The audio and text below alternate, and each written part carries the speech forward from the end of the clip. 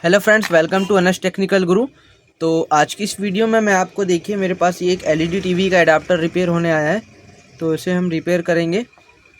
ठीक है, इसमें यहाँ पे देखिए ये पूरी तरह से शॉर्ट हो चुका था। यहाँ पे 5N60 मॉसफेट लगा हुआ था, तो वो ख़राब हो चुका था, तो मैंने उसे निकाल के अलग कर दिया है। और देखिए अभी इसमें हम इस मॉडल को, ये जो आप देख रहे हैं CA888 के नाम से जो आपको मॉडल मिलेगा ये मार्केट में, तो आप इसे लगा के इस एडाप्टर को रिपेयर कर सकते हैं।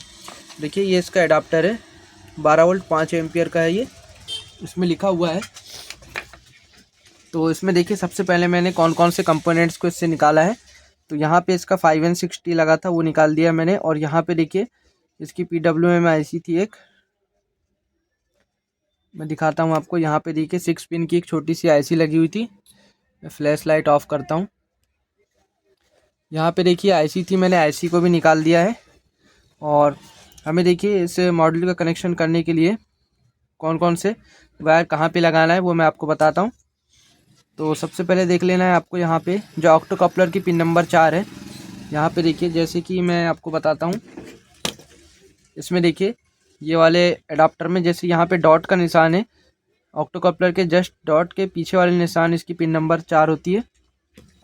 तो पिन नंबर 4 पे हमें वाइट वायर लगाना है। तो आपको देख लेना है कि पिन नंबर 4 में कोई कंपोनेंट्स जुड़ा तो नहीं है। तो यहाँ पे देखिए ये ट्रैक खाली है, यहाँ पे IC में जा रहा था ये। तो इस मॉड्यूल को हम लगाते हैं। तो सबसे पहले देखिए इसमें जो ब्लैक वायर है ये मेन कैपेसिटर के निगेटिव में जाएगा। जैसे कि देख सकते हैं आप, ये रहा कैपेसिटर का निगेटिव पॉइंट। तो हम इसे यहाँ पे लगा देते हैं मेन कैपेसिटर के निगेटिव में।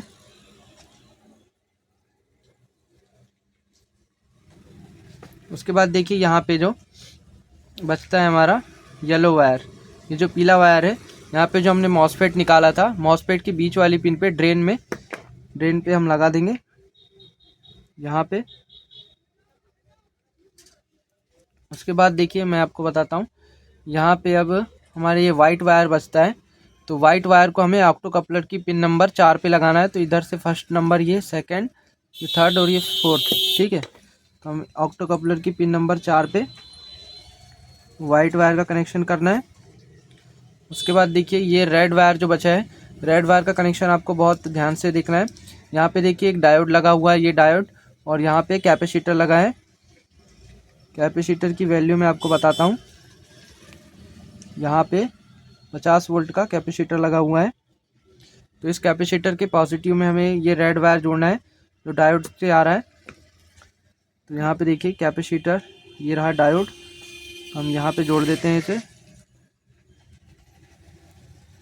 रेड वायर का कनेक्शन भी हो गया।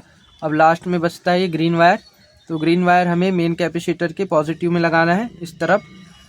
तो यहाँ पे लगा देते हैं हम। देखिए अब फाइनली इसके पूरे कनेक्शन हो चुके हैं। अब मैं इसे एक बार ऑन करके आपको दिखाता हूँ। तो सबसे पहले हम PCB को क्लीन कर लेंगे। तो मैं इसे पावर दे देता हूँ और मल्टीमीटर से मैं आपको वोल्टेज भी चेक करके बताऊँगा।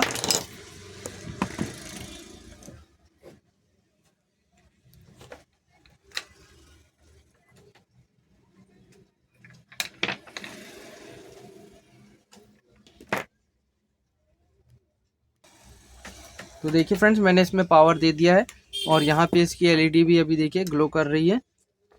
चलिए मैं आपको वोल्टेज चेक करके दिखाता हूँ इसके। तो मल्टीमीटर को हमने 200 की रेंज में सेट कर दिया है। यहाँ पे देखते हैं 12 वोल्ट। तो ये मल्टीमीटर की प्रॉप उल्टी लगी थी।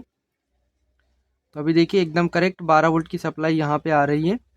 कई बार क्या होता है, आप इस मॉड्यूल को इंस्टॉल करते हैं, उसके बाद यहाँ पे वोल्टेज अगर अप डाउन हो रहा है, तो उसके लिए आपको यहाँ पे इसका जो ऑक्टो कपलर है 817, इसे चेंज करना होगा। उसके कारण भी कई बार प्रॉब्लम आती है। देखिए अभी 12 वोल्ट एकदम सही आ रहा है, एक्यूरेट, फ्लैक्चुएट कुछ भी नहीं हो रहा है।